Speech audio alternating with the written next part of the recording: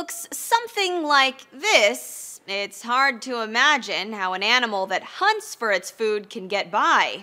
But the red fox is crafty that way. With a keen sense of hearing and a super light step, watch how this little guy catches field mice below the snow. Wait for it.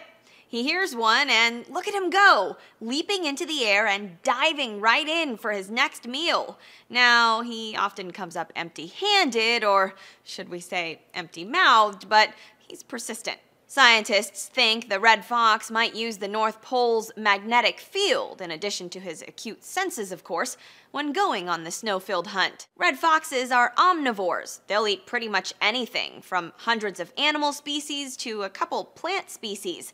But they prefer rodents like mice and gerbils. For the Weather Channel, I'm Christina Hartman.